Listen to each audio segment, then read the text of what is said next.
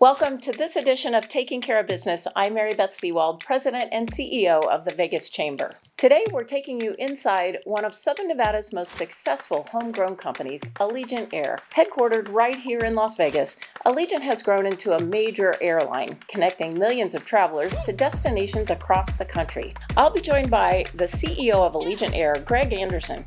Greg will give us a behind-the-scenes tour of its operations hub and share how the company continues to grow and innovate right here in Southern Nevada. And later in the show, we'll bring you more highlights from this year's fabulous Preview Las Vegas. It was a chance for the region's business community to connect, collaborate, and prepare for what's next. You won't want to miss this.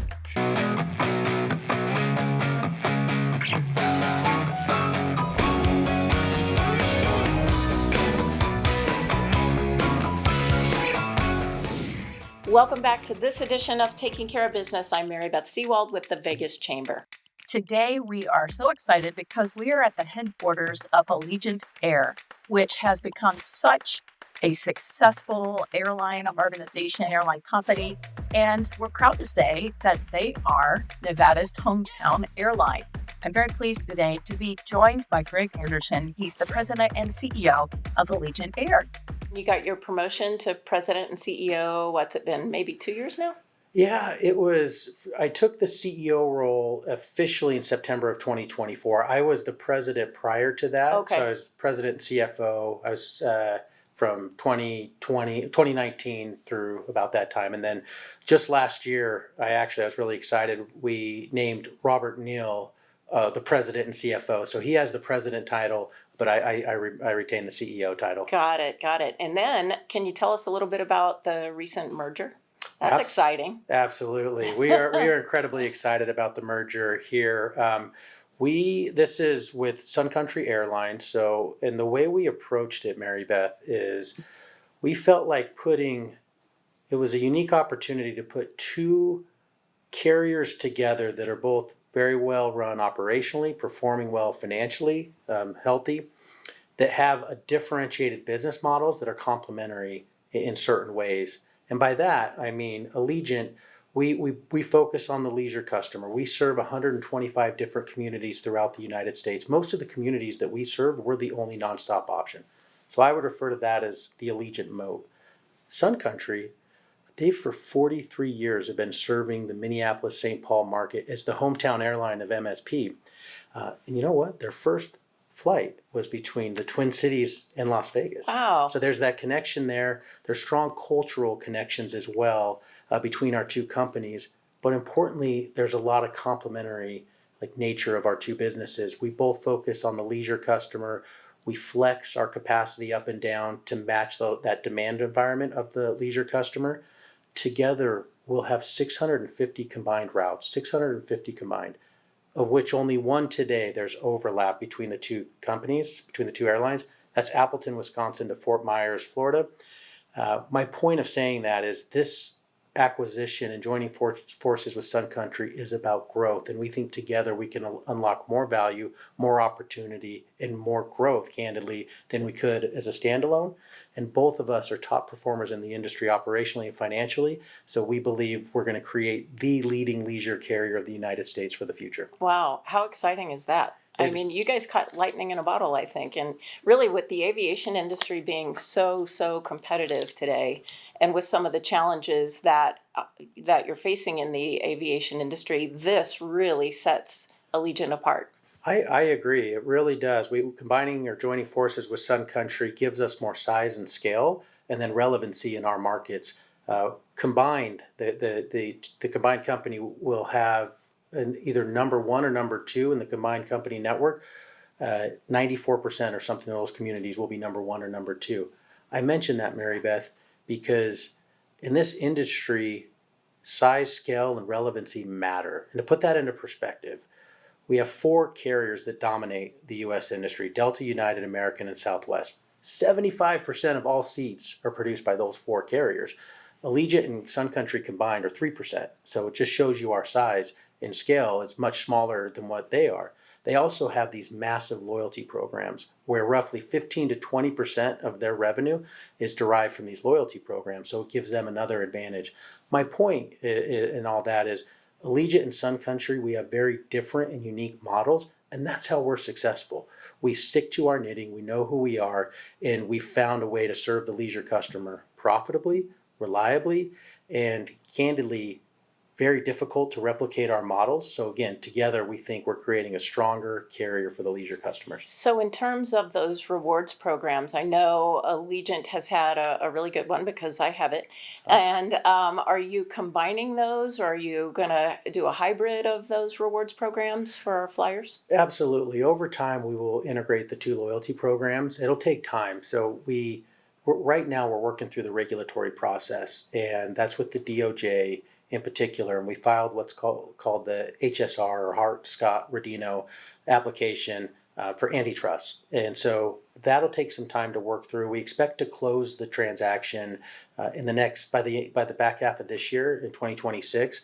And then from there, Mary Beth, you go to what's a single operating certificate, and you work with the FAA to achieve that. So from close, it takes another 12 to 18 months to achieve a single operating certificate, and then it would become Allegiant at that time. And between close and that point, we'll continue to operate as separate airlines serving our customers in the communities in the way we have. And I mention all that because the loyalty programs we will integrate over time, but it won't be at day one. And what's exciting though is both loyalty programs, Allegiant and Sun Country, they're designed for the leisure customer. So their points, the way you earn and burn, as you know, as a card holder, is it becomes a currency, and there's no blackout. It's very transparent. You can redeem it anytime. So our leisure customers really enjoy and prefer our loyalty programs, and it's nice to have such similarity between the two. Oh, wow. Those loyalty programs, as a frequent flyer myself, I mean, I know how important those can be, and they can really make all the difference from a passenger standpoint and a frequent traveler.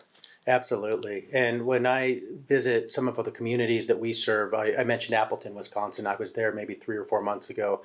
And it's encouraging to see the customers and talk to them and how excited they are, because they'll have their Allegiant co-brand credit card and they'll be the first aboard. They'll get a free drink, and the perks and benefits that come with it. A lot of our customers see a lot of value. Wow. Well, Greg, thank you so much for being with us today. We're going to, will you stay with us and talk just a little bit more? I'd love to. Okay. Happy to be here. Sounds good. We're going to take a quick break, but when we come back, we'll continue our conversation with Greg Anderson, the CEO of Allegiant Air. Become a water smart business and get recognized for your water conservation efforts. Upgrading to water efficient landscaping, dry cooling systems, and other water-saving technologies makes a big difference. And by promoting water conservation, you're helping the community and your bottom line. Join SNWA's free Water Smart Business program today. Become a partner in conservation and reap the many benefits. Visit snwa.com to learn more. Cox has been a valuable supporter of this community for more than 25 years. We're here for you, your home, your business, your life. With Cox, you can do more of what you love every day. From Allegiant Stadium to your home, when the game is on the line, Cox Fiber helps everyone enjoy a winning experience. Extraordinary speed, exceptional reliability. You can count on Cox to keep you connected. And now with Cox Mobile, you can take that excellence on the go. We're here for your business too. With the technology you need to take on whatever's next, our reliable network has been critical to the growth plan of businesses from coast to coast. At Cox Business, helping you succeed is what drives us. We're proud to help businesses everywhere reach their customers and their goals. Our Cox Media team strives to be the full-service advertising partner you've always wanted. With over 30 years of media and advertising expertise, Cox Media can be the team behind your marketing success, so you can get back to doing more of what you love every day, bringing the world to your door, or your door to the world, and all at the speed of light.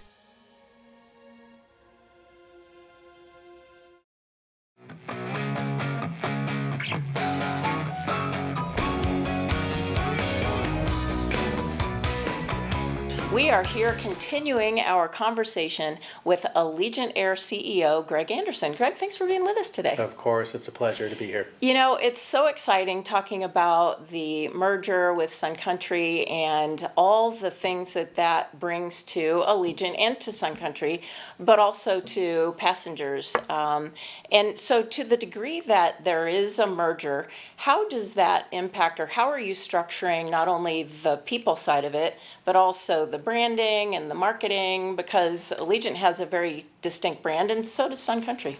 With airline mergers, because airlines are complex businesses to begin with, what we have set up is called like an integration management office. And what this team is doing is planning for the close. So when we close, we're getting ready for that so we can hit the ground running and start bringing the two airlines into one.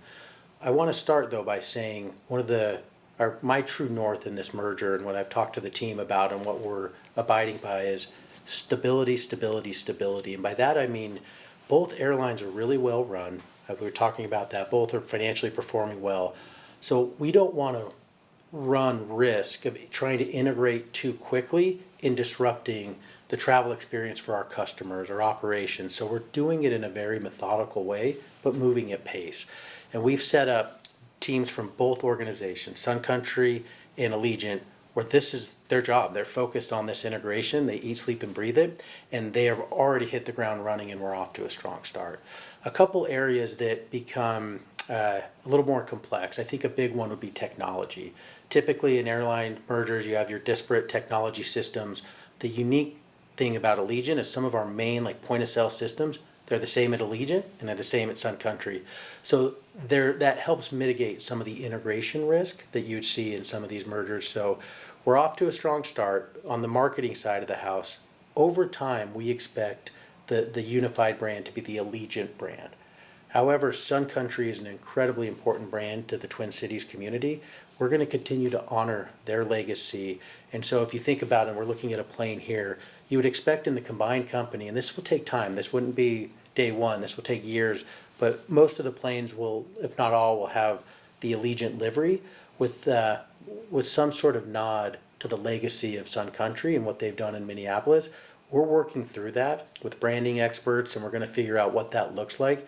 But we're going to try and make sure that we capture what's so special in that community as well. You know, that is so smart because, and I'm not surprised, but because the Sun Country passenger, we were talking about loyalty programs, they're loyal to Sun Country just like Allegiant passengers were loyal to Allegiant. So, right, you don't want to alienate those passengers. You don't. And one of the things, and Mary Beth, we had a team that went out 6 months ago, and we asked this small group of team members to fly every airline and tell us what this airline's doing well and not doing well, and how do we at Allegiant get better.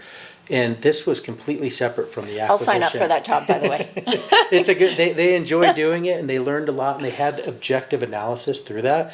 And they came back, and we grouped each, category or sector of the industry by the full service carriers, which are United, Delta, and American, the low cost or the hybrid carriers, which would be Southwest, Alaska, JetBlue, and then the value carriers, which would be Allegiant, Frontier, Spirit, Sun Country, Breeze, and Avelo.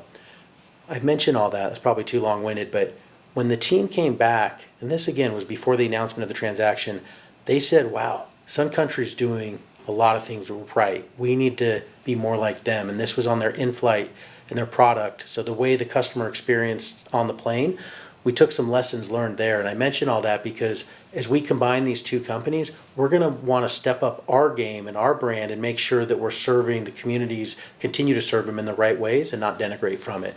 So that's part of the integration effort. That's one of many different elements, but to make sure that we get this right. Even down to, we look at this aircraft right here, down to the logo, the paint jobs, and so I'm sure that transitioning the paint jobs as well that'll be slower and methodical. Like you said earlier, there will be a nod to Sun Country. Absolutely. And it's important whether you experience the Allegiant, Sun Country, or the combined company down the road in Appleton or Minneapolis or Las Vegas here.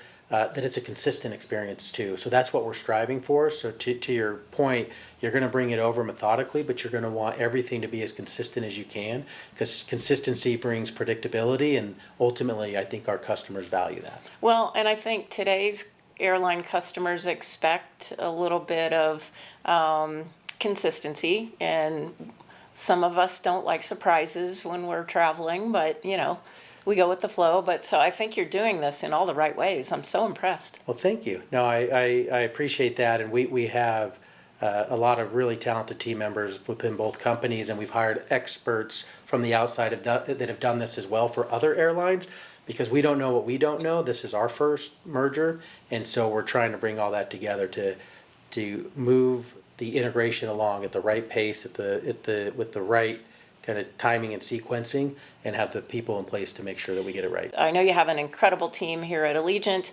and then you talk about the logistics of the actual merger. There has to be a lot involved in that. Yeah, absolutely. And one of the interesting elements about this combination as well is Allegiant has 22 different bases throughout the United States. And a base is where we have crew members, where they're domiciled, where they live, where we park aircraft, where we have parts, supplies. So we have 22 throughout the United States. Minneapolis, St. Paul is not one of them. On the other hand, Sun Country has one base, and that's the Twin Cities, or MSP. And I mention that, Mary Beth, because for frontline crew members, I think it's a helpful or important element that we don't overlap in bases or domiciles. Because when you do, there could be a little bit more friction and integration, and who's going to be. So you don't overlap at all? Not in bases, not where our frontline team members are domiciled. So it keeps it How separate. convenient. It is. It's unique. In a lot of the mergers in the past with airlines, they'll overlap in domiciles, and so that causes a little bit more friction with frontline labor. Hey, well, it would. We don't have that. We feel strongly, both the Sun Country board and leadership team led by their CEO Jude Bricker, the Allegiant board and our leadership team as well, that by coming together and joining forces, the sum is going to be greater than the parts. Otherwise, we wouldn't go through all of this. But we think just at the end of the day, the combined carrier will be a stronger, more resilient airline for the future. And that's why we think it makes a lot of sense, and both agree. And so that's why we're going through a lot of this complexity to get there. How have global geopolitical activities or have they not impacted Allegiant and Sun Country, and what are you guys doing on that front? It's a great question. Last year, what I would say is, with you want to call it the noise or the uncertainty, with different geopolitical items or even domestic policy decisions, we saw a direct impact in demand and bookings. So when a headline would come out, and maybe it was around tariffs or other elements, we would see an impact to bookings, and it would decrease. They would decrease meaningfully. What we've seen this year, though, what's interesting is, even with some of the uncertainty that still exists from a geopolitical standpoint, demand is holding very strong. Leisure demand continues to maintain. So we haven't seen a blip in that regard. However, there's fuel and what's happening with Iran and the oil and fuel markets. There's been a lot of whipsaw back and forth there, and so of course we're going to keep a close eye on fuel. Fuel is one of our largest expenses is at Allegiant for any airline, so that matters. And with fuel prices creep up, typically what the industry will do is pull capacity out of the industry, because we need to raise fares to offset the fuel price. What's interesting, though, over the weekend, fuel was over $110 a barrel, and now I looked earlier today, it was back at 82.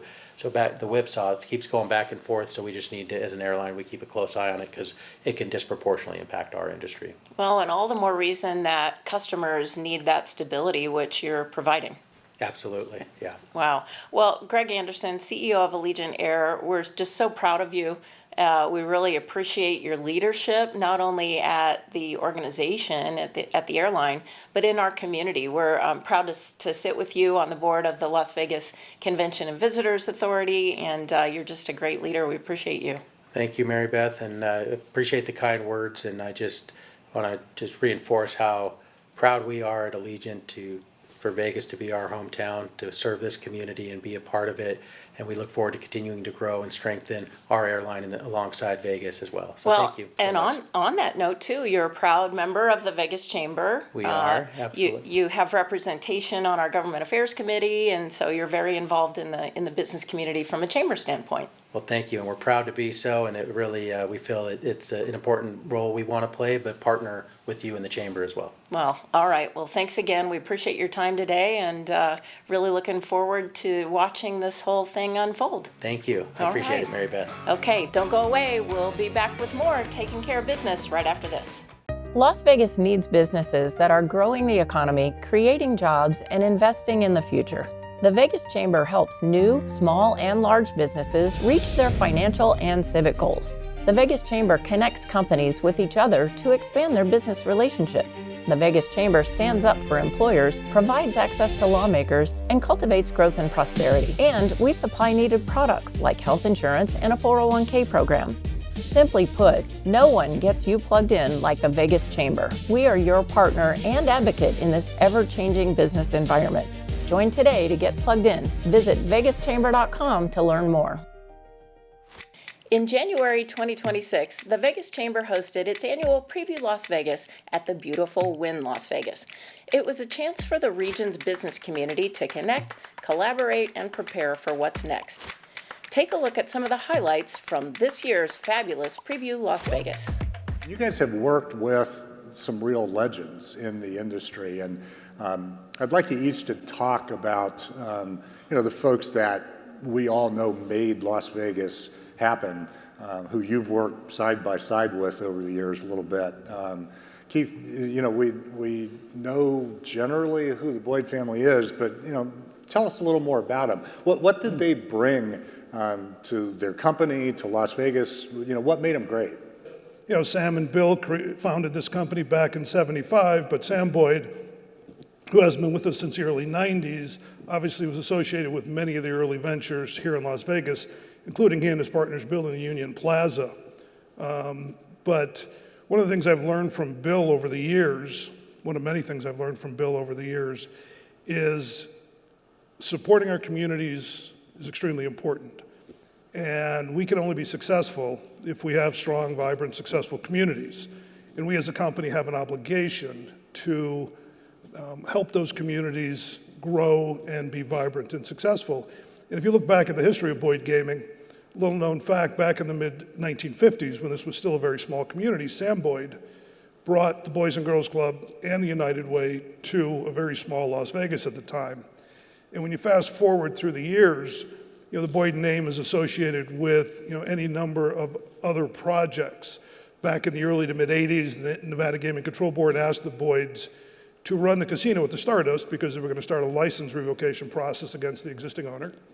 And there were 2,000 jobs at risk. Now, Boyd Gaming at that point had 2 properties, and they were a very small company. Bill and Sam talked about it, and once again, as the story goes, it took them a few seconds to say, look, this is about the community. We're going to lose 2,000 jobs. We can't let that happen. So they decided to manage that, ultimately bought the Stardust and the Fremont a few years later. Sam Boyd Stadium, for years was known as Sam Boyd Stadium, and that was because the stadium needed some funding, some financing, and the Boyd family stepped up and provided that, so their name was on it. You look at the William S. Boyd School of Law. Bill's a lawyer by training, had to go to Utah to go to law school. He had done very well, obviously, and said he didn't want the residents in Nevada to have to go out of state to go to law school. So he then founded the William S. Boyd School of Law, and I think, as we all know, is one of the top law schools in the country. So supporting our communities and finding ways to do that, not just with our money, that's the easy part, but with our time and our efforts and encouraging our team members to be part of that, really is a hallmark of our company, just not here in Las Vegas, but across the country. First time I got promoted was by a guy named Baron Hilton, into a suit anyways. I worked for Bill Morris for a couple of years at the Landmark, talk about local and grit. I worked for Steve Wynn for 14 or 15 years, seemed like 150, I'll talk about that. Just kidding, I greatly respect. And obviously I ultimately worked for Kirk Kerkorian, but the 2 stories I think that are worthy of what happens in your career to help develop you. Steve had just made me president of the Golden Nugget in Laughlin. I had spent 3.5 years down there, felt like 24, but I spent 3.5 years down there. And I had just gotten down there, and the unions were trying to organize Laughlin. And I don't know, it was July, I think I showed up in May there, and I called Steve one morning, kind of in a panic, said, Steve, they're picketing, blah, blah, blah. He goes, well, come up here. I said, right now? He goes, yes. Okay, I'll come up here. 120 degrees outside, literally driving up the highway. I get to his office, I'm literally sweating, because Steve can be a little intense at times. I sit down, I start to go through this, he says, stop. I said, what's this, what? He goes, this is what you're gonna do. He says, you're gonna listen to the employees, you're gonna listen to your customers, they're gonna tell you everything you need to know, and that's it. Long pause, minute and a half, and he goes, there is no and, get out of my office. So now I'm pissed. I'm driving back to Laughlin another 90 minutes. But as I thought about that, it manifested itself into how you think about this business, how you think about your employees. Obviously, this was all about employees at the time, your customers, and so it was truly a great lesson. It cost me a day, but it was truly a great lesson. Other side of the coin, completely different individual. I mean, Steve is full of vision. You're sitting in one of those. What he did to Las Vegas is unprecedented. Kirk Kerkorian, on the other hand, obviously built the International, built MGM about once but twice. The calmest, most serene backdrop guy you'd ever meet. Kirk was always present, but never here in the context of front. And I remember when I got hired by MGM, I called him and talked to him on the phone, talked a little bit about business and thanked him, but I'd never met him. I'd been on the job like 3 or 4 days at the MGM, and I'm walking through the casino, and there's a buffet line of about 50 people, and about 15 people down is a guy who I swear to God looks like Kirk Kerkorian, but no, it can't be Kirk. But he always used to wear this houndstooth jacket. I'll go over, Mr. Kerkorian? He goes, yes. Hi, I'm Bill Hornbuckle. Blah, blah, blah. He goes, hi, Bill. I said, what are you doing in the buffet line? He goes, well, I'm waiting to have lunch. I said, okay, well, I can. He goes, no. So now I said, oh, now I'm stuck. So I got to know Mr. Kerkorian for the next 25 minutes as we waited to get into the buffet. He gets to the front of the line, and out comes a $20 bill. He owned 58% of the company. Out comes a $20 bill. That was who he was. Other side of that coin, I was present the day after we bought Mirage Resorts. MGM bought Mirage Resorts, little guy swallows big guy, and he had this Cheshire grin on. And he goes, the alligator always waits on the side and gets what it wants. He just, when it came to things that were focused and important, he was all in and all in. And everything else, his demeanor and what it taught you about being an executive, about what mattered, about style, about substance, was also a very different vision from where Steve was, but both highly impactful. And I just, it's something I tell the story probably too often, but it's a real story that truly motivates who and what we are and how we go forward. Yeah. But this is our home, this is our core, and so to continue to reinvest in it for jobs, ultimately, to make this experience what it wants to be, and then some, we've got the greatest destination in the world, and I truly believe that. Nobody does it better at scale, full stop. And so for us to invest in it, to us to understand the responsibility for it, motivates us every day, and motivates our teams every day. And so I'm excited for that, but it's daunting. It is daunting.